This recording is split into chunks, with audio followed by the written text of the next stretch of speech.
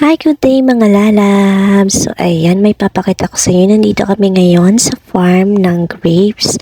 Yan, dito po itong mga lalabs sa Hong Kong. So, ayan, napakaganda dito mga lalabs. Probinsyang probinsya siya. Tingnan nyo naman yan.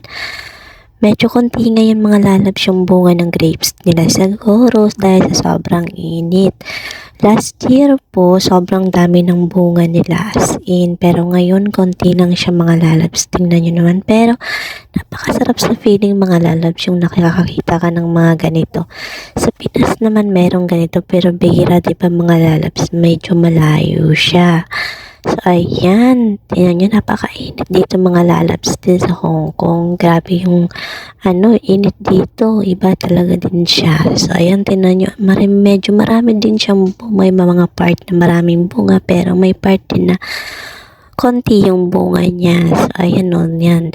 Medyo mahal din mga lalabs yung kilo ng upas dito. So, ayan, okay lang naman mga lalabs. Free entrance naman po siya. So, ayan, pwede kayong mag-picture, ganun.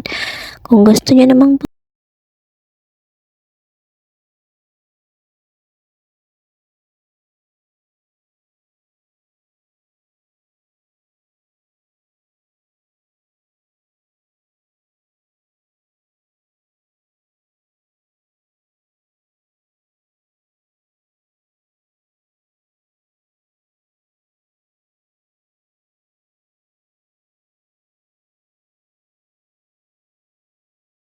ganda niya mga lalabs. So,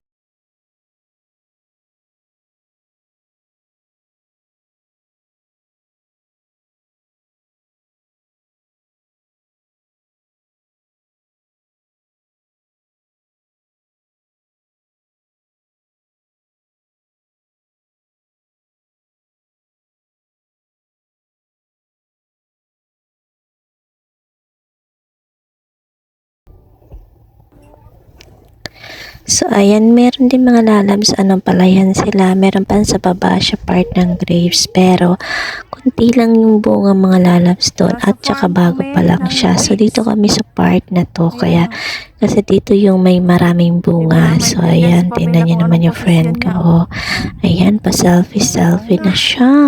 Ayan.